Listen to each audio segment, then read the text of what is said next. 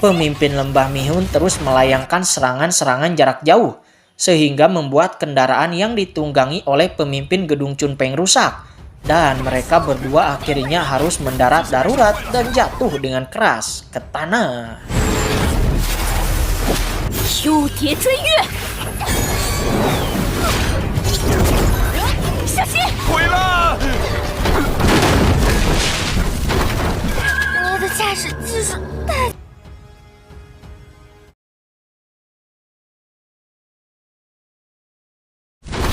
Dikarenakan sayap kapal terbangnya rusak, pemimpin Gedung Chunpeng merubah mekanisme kapalnya menjadi kuda. Jiang Meng disuruh menunggangi kuda itu dan mereka berdua dengan cepat melarikan diri. Sementara hujan ungu telah memenuhi seluruh hutan, yang mana itu adalah ilusi dari pemimpin lembah Mihun.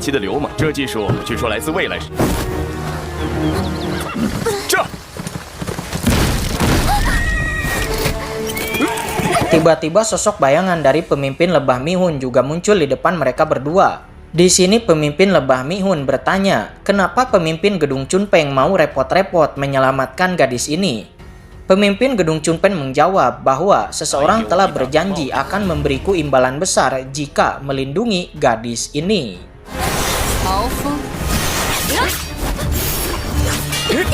Pemimpin Gedung Chunpeng bekerja sama dengan Jiang Meng dan bertarung melawan pemimpin lembah Mihun. Sebelum kemudian gadis hewan juga berhasil menyusul, sehingga pertarungan 1 lawan 3 terjadi.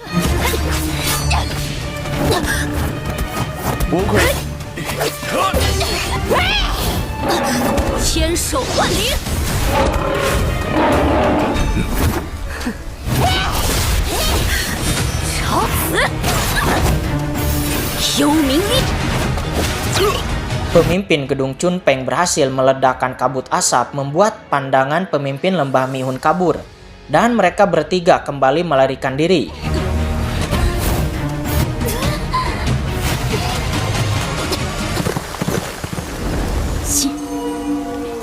Sementara saat ini Dewa Tixiu baru saja sampai di kota Tianyuan. Dia bertemu dengan Tuan Muda Jiang dan bertanya di mana Jiang Meng.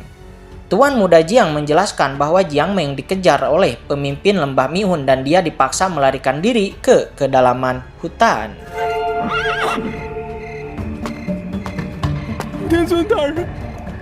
Ilusi yang dibuat pemimpin lembah Mihun semakin menjadi-jadi, membuat mereka bertiga kesulitan. Tapi pemimpin Gedung Chunpeng berusaha meyakinkan mereka bahwa semuanya hanyalah ilusi. Namun tiba-tiba Jiang Meng mendengar suara Xiao Chen membuatnya menjadi goyah.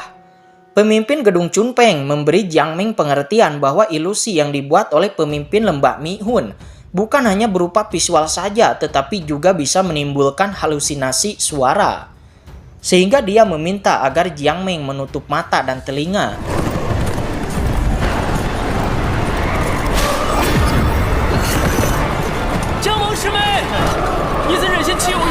Namun sayang, Jiang Meng tidak mendengarkan perkataan pemimpin Gedung Chunpeng. Akibat rasa sayangnya kepada kakak Xiao Chen, dia pun bergegas menyelamatkan kakak Xiao Chen walaupun itu hanyalah ilusi.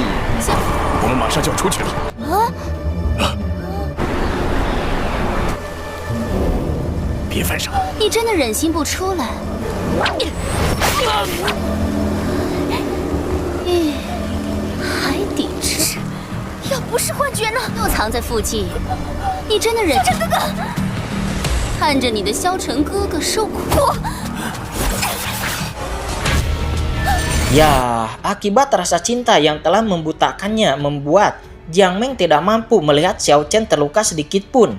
Hasilnya dia ditangkap oleh pemimpin lembah Mihun.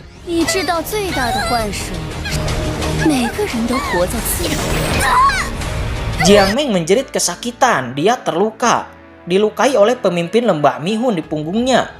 Sebelum kemudian Dewa Tixiu atau Xiao Chen yang sebenarnya telah tiba di sana, dan guntur penelan jiwa langsung dirilis.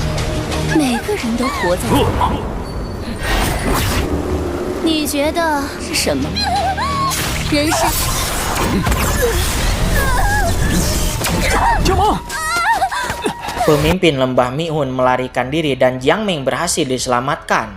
teknik jeritan langit dirilis. Semua ilusi pemimpin lembah Minhun menghilang.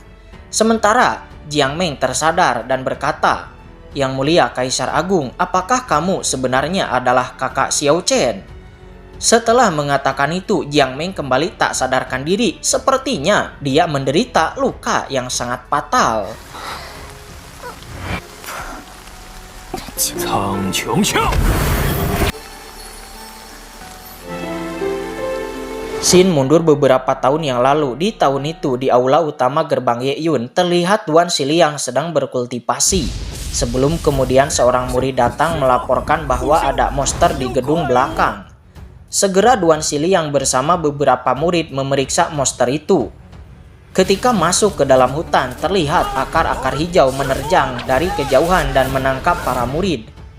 Duan Xiliang mengejar kemana akar hijau itu membawa para muridnya. Sebelum kemudian Duan Xiliang melihat sendiri monster yang berbentuk seperti kelopak bunga dan dia bertarung melawan monster itu.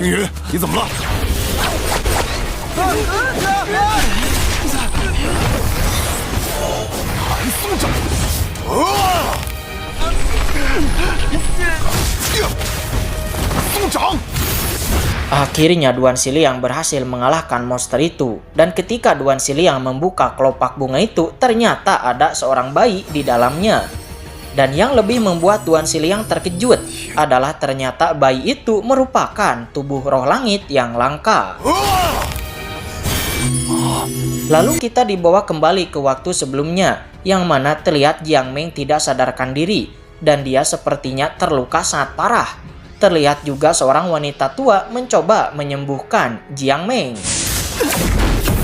Sayang sekali wanita tua itu tidak bisa menyembuhkan Jiang Meng dan dia menjelaskan kepada Dewa Tixiu bahwa kekuatan spiritual di tubuh anak ini tidak ada di dunia panah.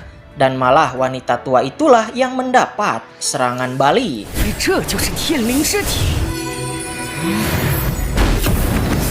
Wanita tua itu menyerah untuk menyembuhkan Jiang Meng. Dia menjelaskan bahwa ini adalah tubuh roh langit, yang mana itu sangatlah langka di 6 bagian dunia. Dan ketika dia dewasa, dia dapat mengumpulkan kekuatan spiritual yang sulit diterima orang biasa. Dan ketika bencana besar datang, maka persembahkan dia. Maka dunia ini akan terhindar dari bencana besar.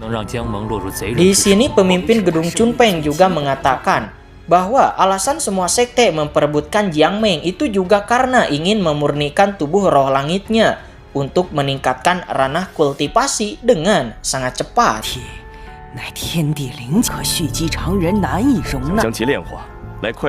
Dewa Tixiu mengetahui semua hal itu. Dia bertanya kepada wanita tua, apakah bisa menyembuhkannya?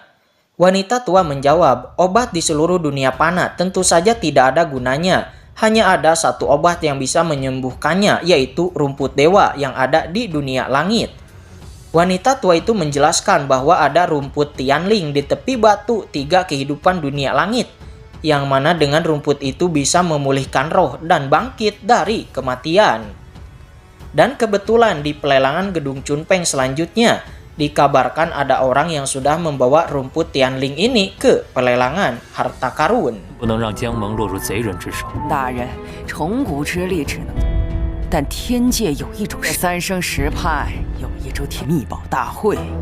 Mendengar itu, segera pemimpin gedung Chunpeng bergegas pergi untuk mencari tahu tentang rumput Tianling itu. Sementara Dewa Tixiu bertanya, jika rumput Tianling itu ada, yang membawanya ke pelelangan di gedung Chunpeng, tapi kenapa Mao Peng sebagai pemimpin gedung Chunpeng tidak mengetahuinya? Wanita tua menjawab bahwa pelelangan gedung Chunpeng itu sangatlah rahasia. Bahkan semua peserta lelang menggunakan topeng dan jubah yang sama untuk menyembunyikan identitasnya.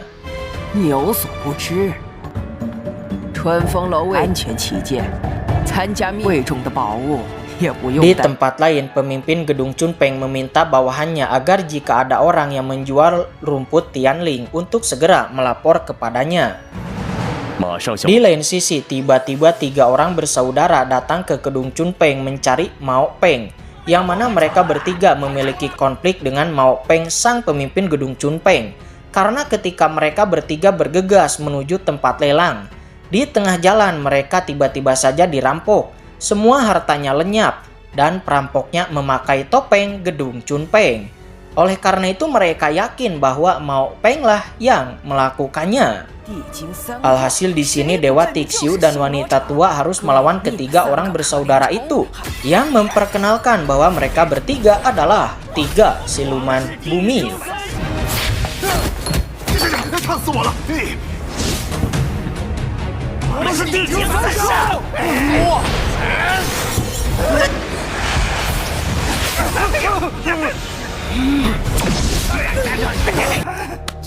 Akhirnya ketiga bersaudara itu dikalahkan, dan saat itu tiba-tiba sebuah patung batu serigala tidak sengaja keluar dari salah satu kantong orang itu. Patung batu serigala itu ditarik oleh Dewa Tixiu dan jatuh ke tangannya. Di sini Dewa Tixiu merasakan bahwa patung batu serigala ini memiliki sesuatu, dan dia segera meminta patung batu serigala ini agar diberikan kepadanya.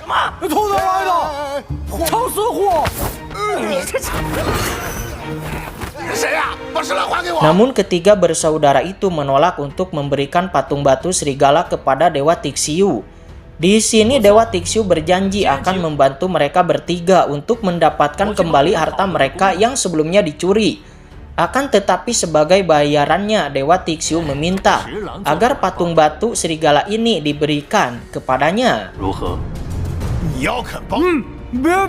Akhirnya mendengar tawaran itu, mereka bertiga pun setuju.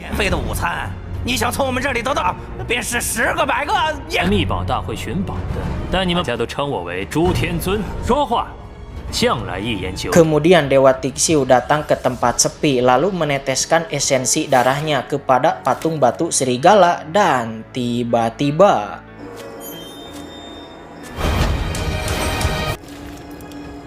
ya, ternyata patung batu serigala itu sebenarnya adalah hewan mitos kuno yang bernama serigala bermata tiga. Dan di bawah pemanggilan Dewa Tixiu, serigala bermata tiga itu bangkit dari tidurnya.